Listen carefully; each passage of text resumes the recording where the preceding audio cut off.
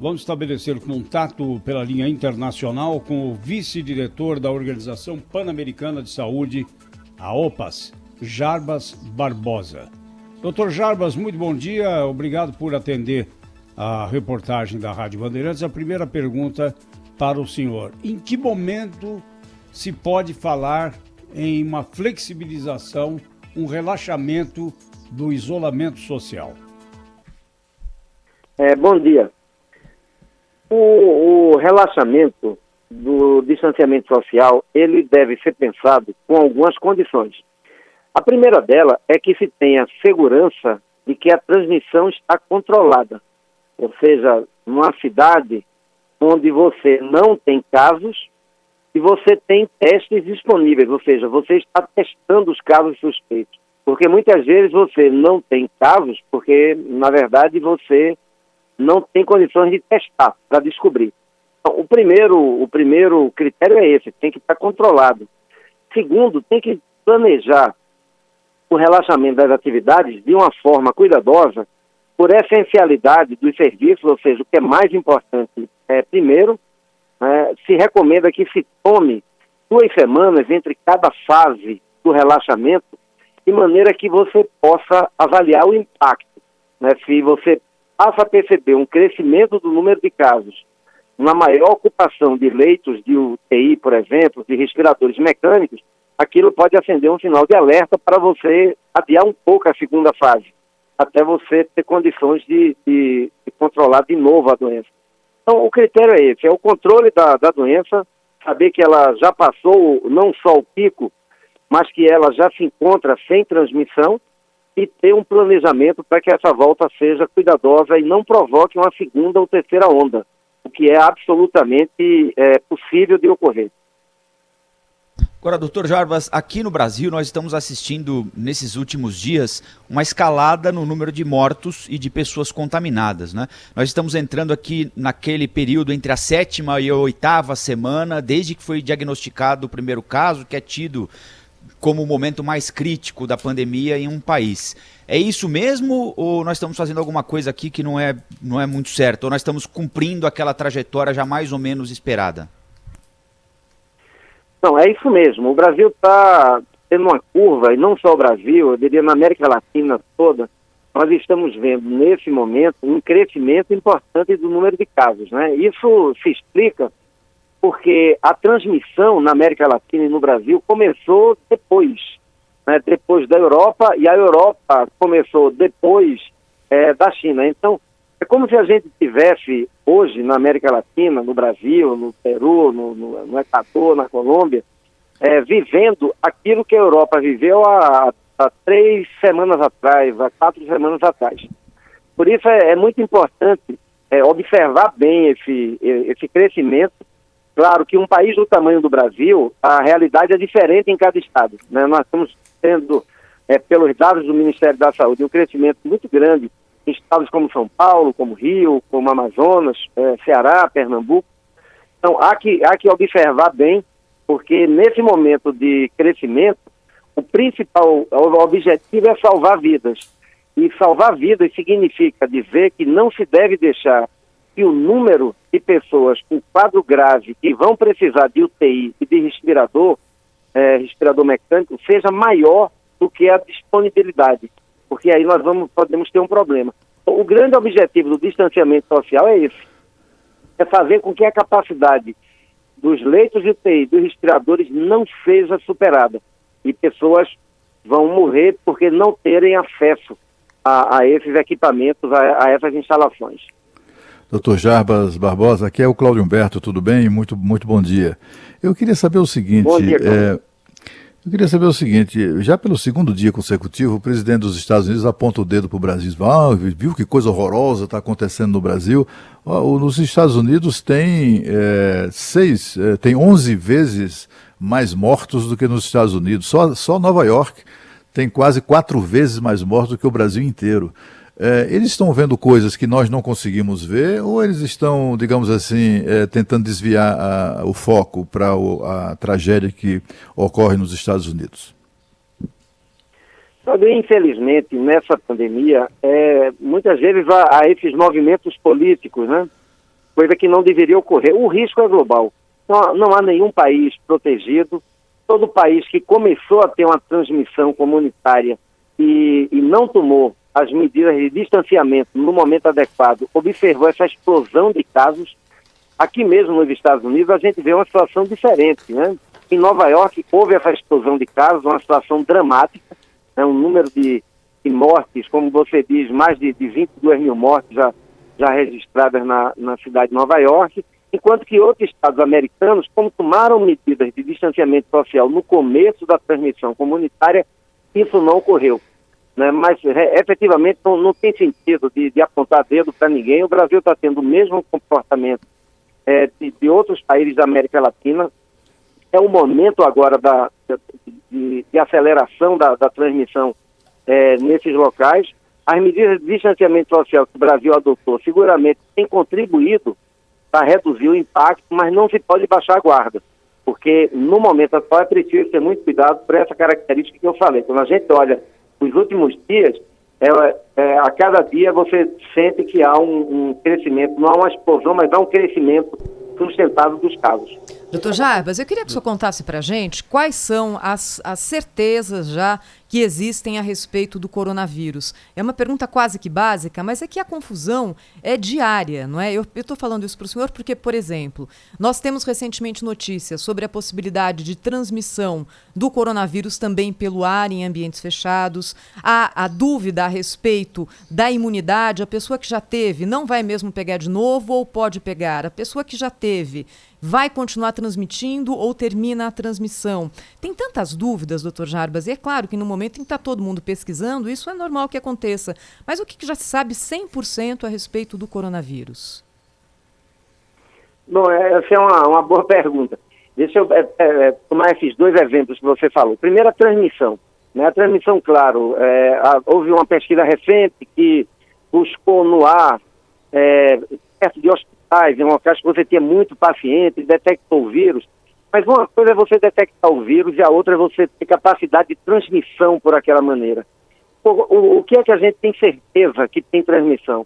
É quando a gente tosse, espirra, ou mesmo quando a gente fala, a gente lança no ar pequenas partículas de secreção respiratória que podem conter o vírus. Isso pode contaminar. É por isso que é muito importante quem está com algum sintoma, tossindo ou espirrando, use máscaras para proteger as outras pessoas. Por isso também é muito importante que você não se aproxime demais de nenhuma pessoa, porque como um desconhecido você não sabe se ele tem sintomas, se ele está tossindo ou espirrando, e você tem que ir no mercado comprar comida, você deve procurar ficar no máximo, né, a 1 metro daquela pessoa, porque aí você não corre o risco de ter esse risco de transmissão. Uma segunda maneira de transmissão comprovada é por meio das chamadas superfícies públicas, né? Quer dizer, superfícies que muita gente toca. Se uma pessoa que está tossindo e espirrando e protege a tosse com a mão na hora que ele tosse ou espirra, e infelizmente isso ainda é muito comum, a gente tem que mudar o hábito e passar a proteger a tosse no interior do braço, né? No interior do cotovelo, ou com lenço descartável, mas ainda tem muita gente que protege com a mão. Quando ele faz isso, a mão fica cheia de partículas de secreção respiratória com vírus. Quando ele toca numa maçaneta de uma porta e outra pessoa toca logo em seguida, quando ele pega em um corrimão, quando ele segura na barra de um metrô, de um ônibus, quando ele aperta a mão de outra pessoa, ele pode transmitir o vírus. E essa outra pessoa, ao tocar nessa superfície e tocar no rosto, e também uma pessoa comum, ela às vezes não percebe, mas ela toca mais de 100 vezes ao dia o próprio rosto. Isso também transmite. Então isso é certeza, né? E por isso que as medidas de lavar as mãos muitas vezes ao dia, de evitar contato próximo com pessoas, de pessoas com sintomas usarem máscaras, isso tem um valor tremendo. Doutor Jarbas. As pessoas usarem máscaras feitas em casa, as máscaras de pano também podem ter um papel importante. Claro que tem que saber colocar a máscara bem para não tocar muito o rosto, né? A máscara tem que lavar, não pode ficar usando continuamente. Sobre a imunidade, o que é que nós sabemos até o momento? Os outros coronavírus, primos desse coronavírus, eles deram imunidade, uma imunidade limitada no tempo, mas deram imunidade. Nós não temos certeza ainda se as pessoas que tiveram esse coronavírus vão ter essa mesma imunidade. Nós vamos precisar de um pouco mais de tempo para ter essa certeza. Houve casos de pessoas, não é que elas tiveram a segunda vez a doença, é que elas testaram positivo de novo várias semanas depois da primeira doença, digamos assim. Isso pode ter ocorrido por várias coisas. Uma delas é que elas se reinfectaram e aí tiveram uma forma leve. A outra possibilidade é de que nessas pessoas, por razões não bem esclarecidas, o vírus persistiu. Mas a gente, para ter certeza sobre a imunidade, vai ter que esperar mais algum tempo. É por isso que uma proposta que alguns países começaram a discutir, do chamado passaporte imunológico, a gente ainda precisa ter muito mais segurança para afirmar que se uma pessoa testa, depois de ter tido a doença, faz um teste para ver se tem anticorpos. Tem anticorpos, a gente pode dizer para essa pessoa que ela está completamente protegida. Mas ainda não podemos dizer isso. Dr. Jarbas Dr. Barbosa. Jarbas Barbosa, eu gostaria de saber, como última pergunta minha, por que é que os Estados Unidos registram tantos casos, o Canadá um pouco menos, mas também um número alto para um país de primeiro mundo, e o México, ali ao lado, registra um número menor? Isso tem a ver com os testes que são feitos? Seria maior o número de infectados também no México? Olha, principalmente isso se deve ao momento da transmissão. Mas se a gente olhar o mundo, é como se o coronavírus ele tivesse em cada região do mundo acontecido sempre 3, 4 semanas depois. Então isso vai gerando curvas de transmissão diferentes. A gente, para comparar, a gente tem que ver quando começou a transmissão em cada local, né? Começou na China, foi para a Europa, da Europa a gente teve aqui nos Estados Unidos, agora começa a chegar na América Latina. O que é que a gente teve aqui? Primeiro, Nova York foi um caso parecido com o norte da Itália. Nova York não percebeu que começava a haver transmissão comunitária disseminada. Não tomou medidas de isolamento social nesse momento, e aí explodiu o número de casos. Parecido com Guayaquil, no Equador, parecido com o norte da Itália. No caso do México, a transmissão lá em relação aos Estados Unidos está 4 semanas atrasada, digamos assim. O México está vivendo hoje o que os Estados Unidos viveram há 4 semanas. Então, está crescendo, né? O México também tinha alguma dificuldade para testes, isso está sendo resolvido com algumas medidas que o México tomou na última semana, mas há uma tendência de crescimento também no México. México, Peru, a Colômbia, o Brasil, a América Latina agora é como se fosse a 4ª onda, né, mundial, porque enquanto países da Europa que tiveram já o pico e começa a reduzir, já estão inclusive vendo um momento, talvez daqui a 2, 3 semanas, de se pensar em controle. No caso da América Latina é outra realidade. Como começou mais tarde, também vai demorar mais tempo até chegar esse momento. Por isso não pode baixar a guarda agora. Dr. Jarbas Barbosa, o senhor trouxe aí a importância, né, do número de leitos, né, para se combater essa epidemia, e o debate que começa a ser intensificado aqui no Brasil agora é a respeito da utilização de leitos privados, né, para aqueles que não têm plano de saúde, que não têm um seguro de saúde. Como que o senhor vê esse debate e quem que paga essa conta depois? Desde o começo da pandemia, quando a gente observou situações como do norte da Itália, ficou muito claro que nenhum sistema de saúde do mundo tem capacidade de responder, de ter leitos de UTI, de ter respiradores mecânicos em quantidade suficiente se ele deixar a transmissão ocorrer de forma natural. A própria Inglaterra, que teve um debate sobre isso no começo, talvez deixa, porque vai ter imunidade de rebanho, ou seja, a maioria da população vai se infectar, como é leve. Quando eles viram a explosão de casos e as UTIs sobrecarregadas, mudaram de política imediatamente.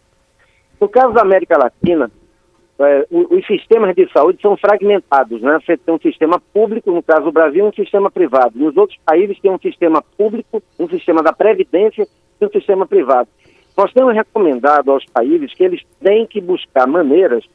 No caso do Brasil, seria por meio de um acordo, uma negociação sobre valores, sobre mecanismos de remuneração, para ter acesso, né, se necessário, numa cidade onde você precise, você poder contar com a fila única, digamos assim, para acesso à UTI. Porque senão a gente pode ter uma situação que é dramática, de os leitos públicos estarem sobrecarregados e pessoas morrerem por falta de acesso, enquanto que no setor privado você pode ter, numa determinada cidade, até uma certa disponibilidade de leitos, ter só 40%, 50% de ocupação. Então, a nossa recomendação é que houvesse um processo de negociação, de acordo, né, para que se desenvolvesse em cada país mecanismos sustentáveis, mecanismos coordenados de acesso único a esses equipamentos que são essenciais caso seja necessário. Essa é a maneira mais rápida de você aumentar a capacidade. Né? Você fazer hospitais de campanha, claro, é importante, mas no pico, se você tem leitos que estão sobrando, até a razão humanitária óbvia é buscar uma maneira de ter acesso àquele leito, talvez até seja muito mais barato do que começar do zero a fazer um outro hospital. Uma última pergunta, doutor Jarbas, em relação à pesquisa sobre vacina. Vai chegar no curto prazo? Como é que está isso, hein? Olha, nós temos, felizmente, uma corrida do bem, né, para buscar uma vacina. Nós temos já no mundo 115 projetos de desenvolvimento de vacina. Nós temos desses projetos com tecnologias completamente diferentes umas das outras, o que é bom porque pode até gerar mais de uma alternativa, com mais de uma estratégia aí no futuro.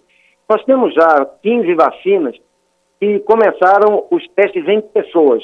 Né? O primeiro teste, a fase 1, como a gente chama, é você dar a vacina para voluntários sadios que têm boa saúde. Isso aí é um teste para demonstrar que a vacina é segura. É claro que você só aplica no humano depois que todos os testes de laboratório, animais de laboratório, provaram que ela é segura.